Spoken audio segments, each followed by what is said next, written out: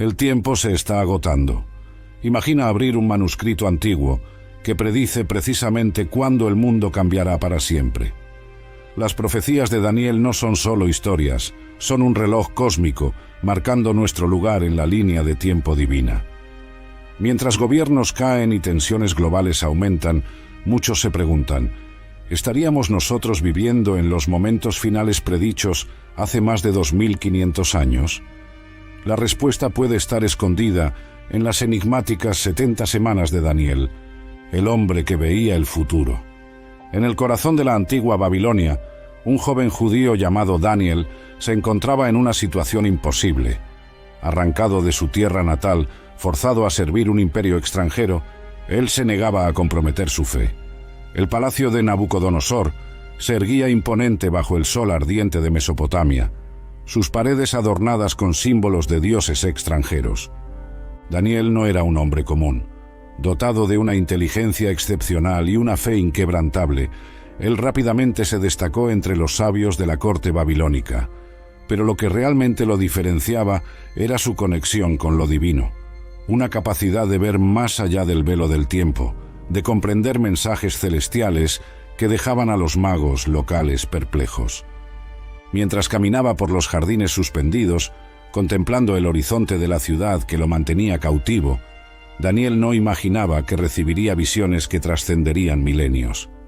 El Señor había escogido a este joven exiliado para revelar no solo el destino inmediato de los reinos terrenales, sino también para arrojar luz sobre el fin de los tiempos. La noche en que tuvo su primer sueño profético, el cielo estrellado de Babilonia parecía más cercano, casi como si el firmamento se curvara para susurrar secretos en sus oídos. Fue en este contexto de exilio y prueba que el Altísimo comenzó a desenrollar ante Daniel el pergamino del futuro. La estatua de los imperios. Una noche, el rey Nabucodonosor despertó agitado, su corazón palpitando con el eco de un sueño perturbador. Convocó a todos sus adivinos y sabios con una exigencia imposible. Deberían no solo interpretar su sueño, sino también revelar cuál era el propio sueño que él había tenido. Bajo pena de muerte, los magos de la corte confesaron su incapacidad. El palacio hervía con tensión. Guardias ya habían comenzado a ejecutar a los sabios cuando Daniel, inspirado por el Dios de Israel, pidió tiempo al rey. Aquella noche, en su cuarto simple, Daniel se postró en oración. El ambiente estaba sofocante, iluminado apenas por una pequeña lámpara de aceite que proyectaba sombras danzantes en las paredes de arcilla. «Oh Dios de mis padres», susurró él, «concédeme sabiduría para desentrañar este misterio». Y el Señor respondió. En una visión nocturna, el mismo sueño que atormentara a Nabucodonosor fue revelado a Daniel. Al amanecer, él se presentó ante el trono del rey. La corte entera observaba en silencio, algunos esperando un fracaso más, otros curiosos con la confianza del joven hebreo. Tú, oh rey, estabas observando, y he aquí que una gran estatua estaba delante de ti, comenzó Daniel, describiendo con precisión el sueño que el propio rey no había compartido con nadie. La estatua tenía cabeza de oro, pecho y brazos de plata, vientre y muslos de bronce, piernas de hierro y pies parcialmente de hierro y parcialmente de barro. Los ojos de Nabucodonosor se abrieron de asombro. Este joven extranjero no solo conocía su sueño, sino que también revelaba su significado profundo. Las 70 semanas. Años después, ya en el Imperio Persa, Daniel se dedicaba al estudio de las Escrituras. Su barba, ahora grisácea, enmarcaba un rostro marcado por la sabiduría y experiencia. Inclinado sobre los rollos del profeta Jeremías, Daniel descubrió que el exilio de su pueblo duraría 70 años, casi completos en aquel momento. Movido por esta revelación, se postró en oración y ayuno, vistiéndose de tela de saco y cubriéndose de cenizas. La habitación estaba silenciosa, solo el suave murmullo de sus oraciones llenaba el ambiente. Afuera, el sol poniente teñía el cielo de Babilonia con tonos de carmesí, como si el propio firmamento respondiera a la intensidad de su súplica.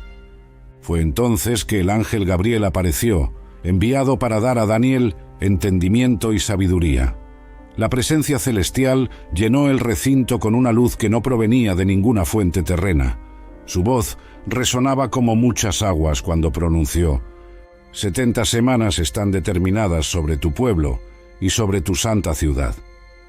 Gabriel explicó que estas semanas no eran períodos de 7 días, sino de 7 años, un total de 490 años.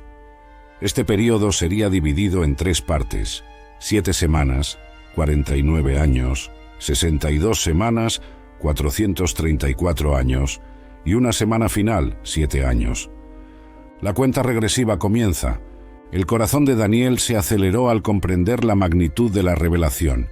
La primera marca del reloj profético sería el decreto para restaurar y reconstruir Jerusalén. Sus ojos, ya envejecidos, parecían ver más allá del tiempo presente, contemplando a los obreros que un día reconstruirían los muros de su amada ciudad. Desde la salida de la orden para restaurar y reconstruir Jerusalén hasta el Mesías, el príncipe, habrá 7 semanas y 62 semanas, declaró Gabriel, su voz resonando con autoridad divina. Daniel comprendió que tras la reconstrucción de la ciudad, que ocurriría en las primeras 7 semanas, pasarían más 62 semanas hasta la llegada del Mesías prometido. Sus dedos temblorosos trazaban cálculos invisibles en el aire, mientras intentaba comprender la precisión de este calendario divino. El sol nacía en el horizonte cuando la visión terminó, dejando a Daniel exhausto, pero iluminado por dentro, con un conocimiento que trascendía su época. Él sabía que no viviría para ver el cumplimiento completo de esta profecía, pero se sentía honrado por ser el recipiente de tan grandiosa revelación. La primera parte cumplida. Conforme los siglos pasaron, la profecía de Daniel comenzó a desplegarse con precisión impresionante. En 445 a.C., el rey persa Artajerjes emitió el decreto que permitía la reconstrucción de Jerusalén, dando inicio al conteo de las 70 semanas.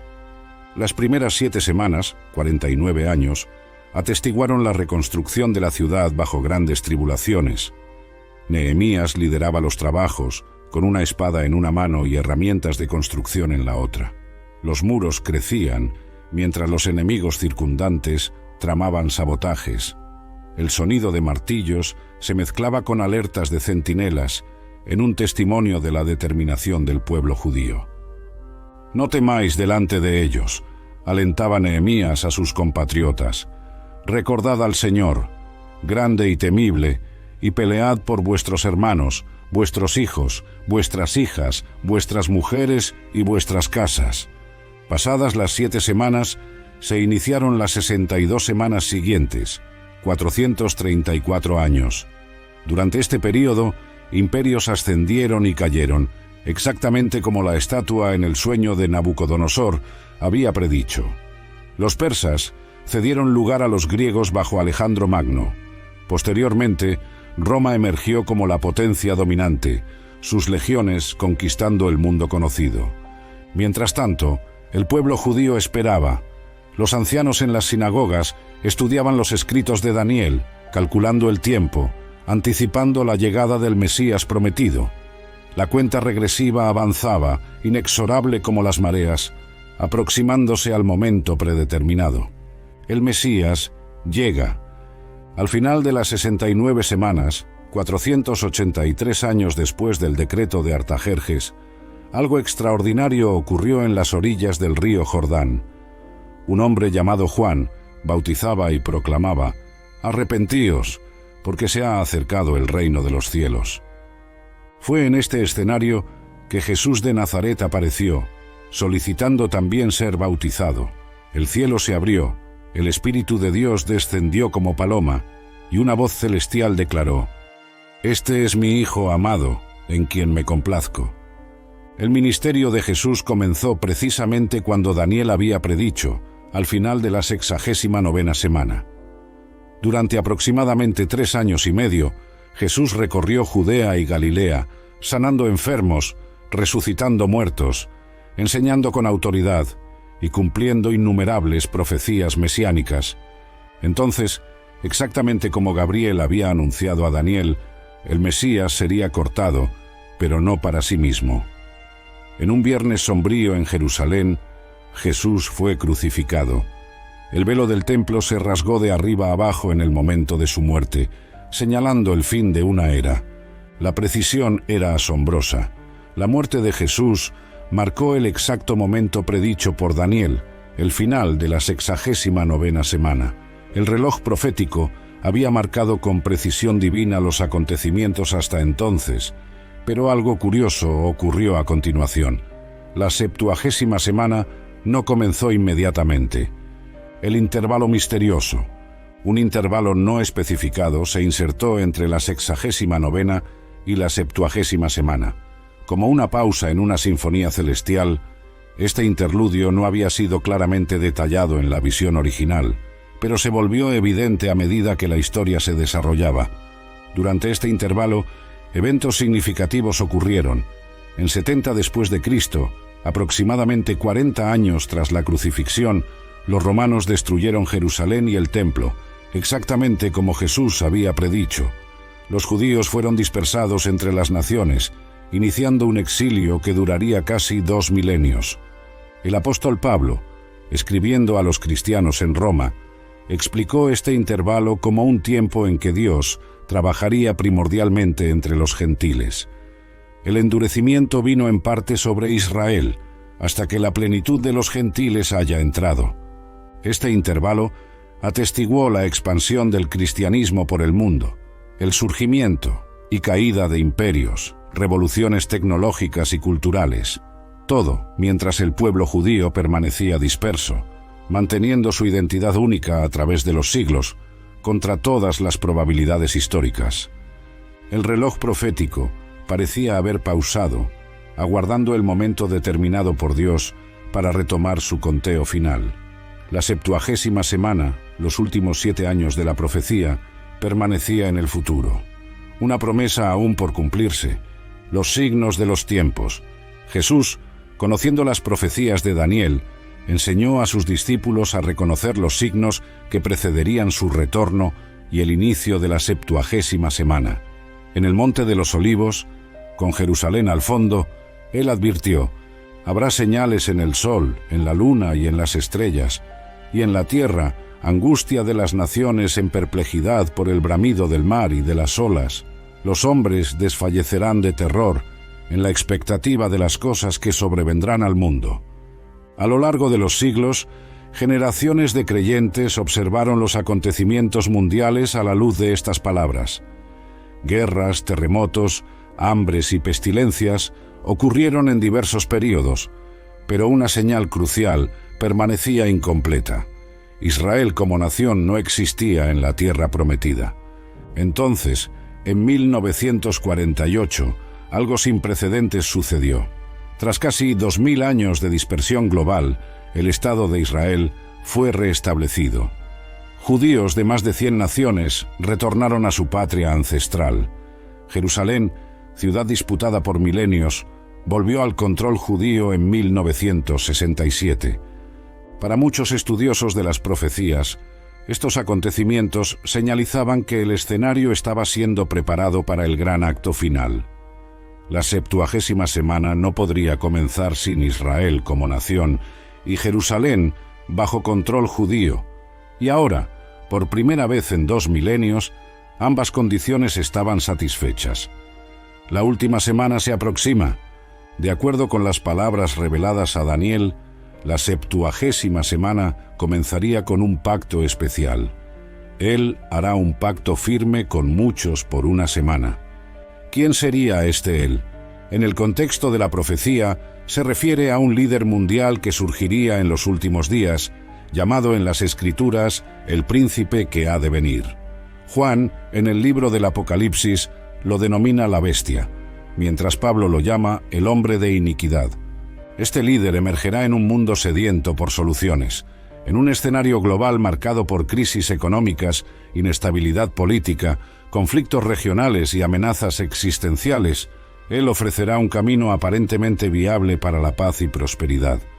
Los ojos del mundo, particularmente, estarán vueltos hacia el Oriente Medio, epicentro de tensiones antiguas y modernas. el imposible acuerdo de paz entre Israel y sus vecinos, buscado por generaciones de diplomáticos, finalmente parecerá alcanzable bajo su liderazgo carismático. Estudiosos de las profecías observan atentamente los esfuerzos diplomáticos en el Oriente Medio, especialmente aquellos involucrando a Israel, creyendo que el pacto que iniciará la 70ª semana podría surgir de estos diálogos.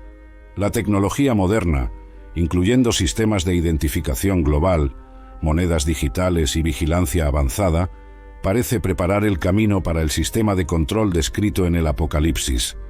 La Gran Tribulación. La 70ª semana no será un período común. Jesús se refirió a su segunda mitad como la Gran Tribulación, un tiempo de sufrimiento sin precedentes en la historia humana, porque en ese tiempo habrá gran tribulación, como nunca hubo desde el principio del mundo hasta ahora, ni jamás habrá. Esta tribulación comenzará cuando el líder mundial rompa su pacto en la mitad de la semana, después de 3 años y medio. En medio de la semana, hará cesar el sacrificio y la ofrenda de manjares. Los primeros 3 años y medio de la 70ª semana se caracterizarán por una falsa paz y prosperidad. El mundo celebrará la llegada de una nueva era de cooperación global. Conflictos antiguos parecerán resueltos, problemas complejos encontrarán soluciones innovadoras. Sin embargo, esta armonía será apenas superficial. Bajo la fachada de paz, fuerzas siniestras estarán consolidándose. El sistema político-religioso descrito en el Apocalipsis como Babilonia ganará prominencia, promoviendo una espiritualidad inclusiva que en realidad se opone a la verdad bíblica. Aquellos que se nieguen a participar de este sistema enfrentarán creciente marginalización.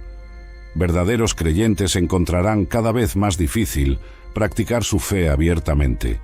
Esta presión aumentará gradualmente, como nubes oscuras acumulándose antes de una tormenta devastadora. La abominación de la desolación. El punto de inflexión ocurrirá en la mitad de la semana final, 3 años y medio después del inicio del pacto. El líder mundial, hasta entonces visto como pacificador, revelará su verdadera naturaleza. Este evento crucial es descrito por Daniel como la abominación de la desolación, y Jesús específicamente instruyó a sus seguidores a reconocer esta señal. Cuando, pues, veáis la abominación de la desolación, de que habló el profeta Daniel, en el lugar santo, quien lee entienda, entonces los que estén en Judea huyan a los montes. Estudiosos interpretan esta abominación como el momento en que el líder mundial entrará en el templo reconstruido en Jerusalén, exigiendo adoración como divinidad. Pablo elabora: él se opone y se levanta contra todo lo que se llama Dios o es objeto de adoración, hasta el punto de sentarse en el templo de Dios, presentándose como si fuese Dios mismo. Este acto blasfemo desencadenará la segunda mitad de la 70ª semana, los 3 años y medio finales, conocidos como la Gran Tribulación. Será un periodo de persecución intensa contra los fieles, con el sistema de la bestia implementando controles económicos descritos en el Apocalipsis. Hace que todos, pequeños y grandes, ricos y pobres, libres y esclavos, reciban una marca en la mano derecha o en la frente, para que nadie pueda comprar o vender, sino aquel que tenga la marca. Los 2 testigos. En medio de la oscuridad de la Gran Tribulación, Dios no dejará al mundo sin testimonio. El Apocalipsis describe 2 profetas poderosos que ministrarán en Jerusalén durante 1260 días, exactamente 3 años y medio, la duración de la Gran Tribulación. Daré poder a mis 2 testigos, y ellos profetizarán por 1260 días, vestidos de saco. Estos testigos tendrán poder sobrenatural para realizar señales y prodigios, incluyendo la capacidad de llamar fuego del cielo y controlar los elementos naturales. A través de su ministerio, muchos encontrarán fe verdadera, incluso en tiempos de intensa persecución. El líder mundial intentará silenciarlos, pero ningún mal podrá tocarlos hasta que cumplan su testimonio designado. Cuando finalmente sea permitido por Dios, serán muertos en Jerusalén, el mismo lugar donde Jesús fue crucificado. Sus muertes serán celebradas globalmente. Los que habitan sobre la tierra se alegrarán por causa de ellos, realizarán fiestas y enviarán presentes unos a otros, por cuanto estos dos profetas habían atormentado a los que habitan sobre la tierra. Pero después de 3 días y medio, para asombro del mundo entero, estos testigos resucitarán y ascenderán al cielo, un evento que será transmitido globalmente gracias a la tecnología moderna de comunicación. Las 7 copas de la ira. La respuesta divina a la rebelión mundial culminará con los juicios más severos descritos en el Apocalipsis, las 7 copas de la ira de Dios. A diferencia de los juicios anteriores, que eran parciales en su alcance, estas copas representan la intervención divina completa y final en los asuntos humanos. Llagas dolorosas afligirán a aquellos que aceptaron la marca de la bestia. Los mares y ríos se transformarán en sangre. El sol abrasará la tierra con calor intenso. El imperio de la bestia será cubierto por tinieblas. El río Éufrates se secará, preparando el camino para los ejércitos del oriente. Finalmente, un terremoto de magnitud sin precedentes rediseñará la geografía global. Estos juicios no son arbitrarios, sino que representan la respuesta justa de un Dios santo ante la culminación de la rebelión humana y la persecución de su pueblo.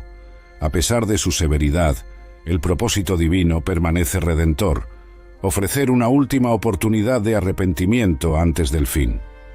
Durante este período, el sistema mundial de la bestia comenzará a fragmentarse. Alianzas políticas que parecían inquebrantables se disolverán. Las 10 naciones aliadas al líder mundial, profetizadas como 10 cuernos o 10 reyes por Daniel y Juan, eventualmente se volverán contra la gran prostituta, el sistema religioso apóstata que había dominado el escenario espiritual global. Los 10 cuernos que viste y la bestia, esos odiarán a la prostituta y la tornarán desolada y desnuda, y comerán sus carnes y la quemarán en el fuego. Armagedón. A medida que la 70ª semana se aproxima a su conclusión, ocurrirá la mayor concentración militar de la historia humana. El libro del Apocalipsis describe este evento como la batalla del Armagedón, nombre derivado de Har Megido, el monte Megido en Israel, lugar de numerosas batallas históricas. Y los reuní en el lugar que en hebreo se llama Armagedón, ejércitos de todas las naciones, liderados por el Anticristo, convergerán hacia Israel. Su intención declarada será resolver la cuestión judía de una vez por todas, eliminando el remanente fiel que rehusó doblegarse ante el sistema global. Reuniré todas las naciones para la batalla contra Jerusalén, profetizó Zacarías. La ciudad será tomada, las casas saqueadas y las mujeres violadas. Mitad de la ciudad saldrá para el exilio, pero el resto del pueblo no será expulsado de la ciudad. En el momento más sombrío, cuando la derrota de Israel parezca inevitable y el exterminio de los fieles inminente, ocurrirá el evento más aguardado de la historia, el retorno de Jesucristo. Entonces aparecerá en el cielo la señal del Hijo del Hombre, y todas las tribus de la tierra se lamentarán y verán al Hijo del Hombre viniendo sobre las nubes del cielo con poder y gran gloria. El retorno del Rey. El retorno de Jesús no será un evento secreto, sino visible globalmente. He aquí que viene con las nubes, y todo ojo lo verá, incluso aquellos que lo traspasaron. Su retorno marcará el clímax de la historia humana y el fin de la 70ª semana de Daniel.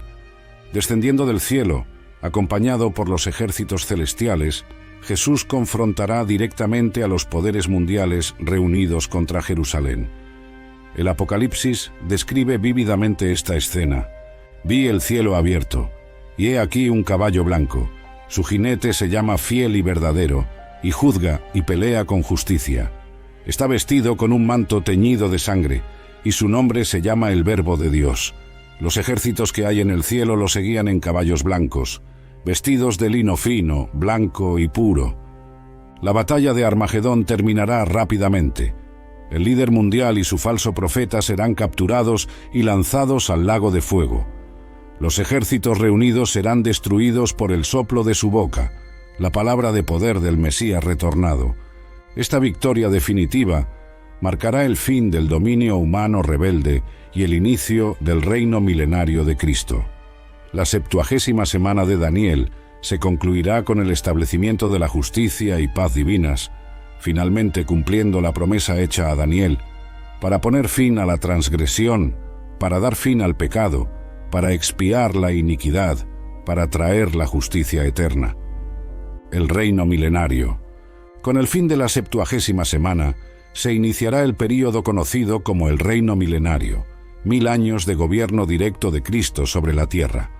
Este no es el estado eterno final, sino una era de transición donde Jesús gobernará las naciones con cetro de hierro, administrando perfecta justicia. Jerusalén será establecida como la capital mundial, cumpliendo innumerables profecías del Antiguo Testamento. Y el Señor será Rey sobre toda la tierra. En aquel día, el Señor será uno, y uno será su nombre. El templo será reconstruido conforme a las especificaciones detalladas por Ezequiel. La naturaleza será transformada, con desiertos floreciendo y animales depredadores coexistiendo pacíficamente con sus antiguas presas. El lobo habitará con el cordero, y el leopardo se acostará con el cabrito. Durante este período, Satanás estará aprisionado, incapaz de engañar a las naciones. La longevidad humana será restaurada a niveles prediluvianos. Enfermedades y deficiencias disminuirán drásticamente. La tierra producirá abundancia sin precedentes. Este reino cumplirá la oración que Jesús enseñó: venga tu reino, hágase tu voluntad, así en la tierra como en el cielo. Por 1000 años, la humanidad experimentará cómo sería un mundo gobernado directamente por la sabiduría y justicia divinas. La rebelión final. Sorprendentemente, incluso después de 1000 años de gobierno perfecto y justo de Cristo, cuando Satanás sea soltado brevemente al final del milenio, encontrará corazones dispuestos a rebelarse. El Apocalipsis describe esta última insurrección. Cuando, sin embargo, se completen los 1000 años, Satanás será liberado de su prisión y saldrá a seducir a las naciones que hay en los 4 rincones de la tierra, Gog y Magog, a fin de reunirlas para la batalla.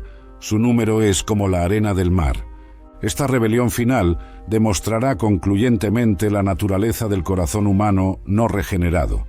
Incluso en las condiciones más favorables posibles, con Cristo visiblemente presente y gobernando con perfecta justicia, la humanidad sin la transformación interna del Espíritu Santo aún elegirá el camino de la rebelión.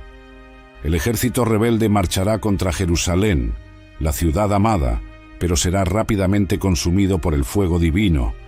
Satanás será lanzado definitivamente al lago de fuego, uniéndose al anticristo y al falso profeta, donde serán atormentados día y noche por los siglos de los siglos. Este evento marcará el fin absoluto de toda rebelión contra Dios y preparará el camino para el juicio final y la creación de los nuevos cielos y nueva tierra. El gran trono blanco. Tras la derrota de la rebelión final, ocurrirá el juicio del gran trono blanco, el momento en que todos los muertos no salvos resucitarán para enfrentar el juicio final. Vi un gran trono blanco, y aquel que en él se sienta, de cuya presencia huyeron la tierra y el cielo, y no se halló lugar para ellos.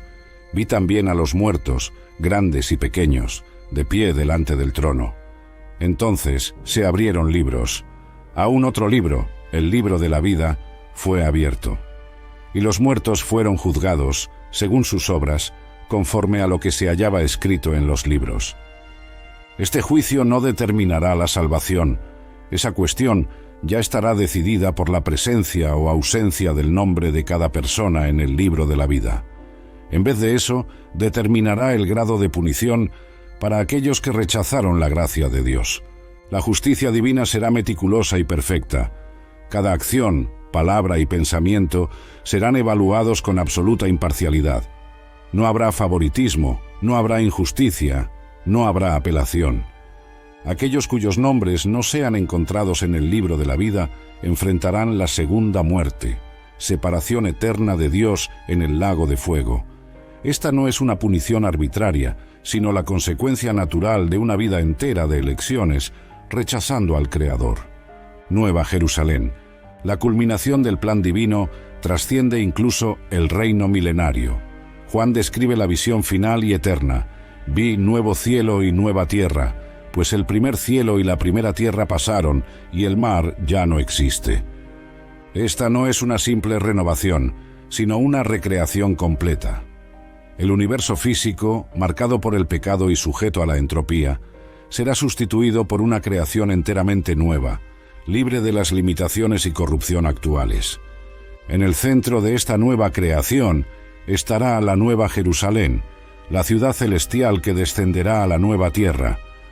Juan la describe en términos de esplendor inimaginable, una ciudad cúbica de aproximadamente 2.200 kilómetros en cada dimensión, con muros de jaspe, fundamentos adornados con piedras preciosas y calles de oro puro, como vidrio transparente. Pero la verdadera gloria de esta ciudad no estará en sus materiales preciosos, sino en la presencia directa de Dios. En ella no vi santuario, porque su santuario es el Señor, el Dios Todopoderoso y el Cordero. Esta presencia divina iluminará la ciudad perpetuamente. La ciudad no necesita de sol ni de luna para darle claridad, pues la gloria de Dios la iluminó y el Cordero es su lámpara. ¿Estamos listos? A la luz de las profecías de Daniel y su culminación en el Apocalipsis, la pregunta fundamental que cada persona debe considerar es: ¿estamos listos para estos eventos finales? Si la 70ª semana de Daniel realmente se aproxima, como muchos estudiosos bíblicos creen, las implicaciones son profundas. Jesús advirtió repetidamente a sus seguidores a estar vigilantes y preparados. Vigilad pues, porque no sabéis el día ni la hora en que el Hijo del Hombre ha de venir. Esta vigilancia no significa abandonar responsabilidades cotidianas para esperar pasivamente en las montañas. Al contrario, Jesús enseñó a través de parábolas que sus seguidores deberían ser encontrados trabajando fielmente cuando Él retornase. La preparación genuina involucra 3 dimensiones esenciales: espiritual, relacional y práctica. Espiritualmente, cada persona debe considerar su relación con Dios. La profecía no fue dada meramente para satisfacer curiosidad sobre el futuro, sino para llamar a la reconciliación con el Creador. Jesús afirmó claramente: «Yo soy el camino, la verdad y la vida. Nadie viene al Padre sino por mí». Esta afirmación exclusiva desafía a cada persona a decidir: aceptar la oferta de perdón y vida eterna a través de Cristo, o enfrentar el juicio venidero sin este refugio. Relacionalmente, aquellos que reconocen la urgencia de los tiempos son llamados a compartir esta verdad con amor. Familias, amigos, vecinos y colegas merecen oír sobre la esperanza encontrada en Cristo antes que el reloj profético alcance su conclusión. Como Pablo escribió: ¿cómo invocarán a aquel en quien no han creído? ¿Y cómo creerán en aquel de quien no han oído hablar? Prácticamente, la sabiduría bíblica siempre incentivó prudencia y preparación. En los tiempos crecientemente inestables que precederán a la 70ª semana, esta prudencia adquiere nueva relevancia. Sin sucumbir al miedo o paranoia, los creyentes sabios consideran cómo podrían sustentar a sus familias y ayudar a otros durante períodos de inestabilidad. Las palabras de Jesús a sus discípulos resuenan a través de los siglos hasta nuestros días. Cuando estas cosas comiencen a suceder, animaos y levantad vuestras cabezas, porque vuestra redención se acerca. La profecía de Daniel de las 70 semanas no fue dada para provocar miedo, sino para inspirar esperanza. Ella confirma que la historia no es una secuencia aleatoria de eventos, sino una narrativa divinamente orquestada que se mueve inexorablemente hacia su conclusión gloriosa. Mientras observamos los signos de los tiempos, el mensaje final no es de desesperación, sino de expectativa confiada. El mismo Dios que predijo con precisión extraordinaria los eventos de las 69 primeras semanas, ciertamente cumplirá cada detalle de la 70ª. Y para aquellos que pusieron su confianza en el Mesías, revelado en esas profecías, el fin no es un terror, sino el inicio de la verdadera vida, vida eterna en la presencia de aquel que nos amó y se entregó por nosotros.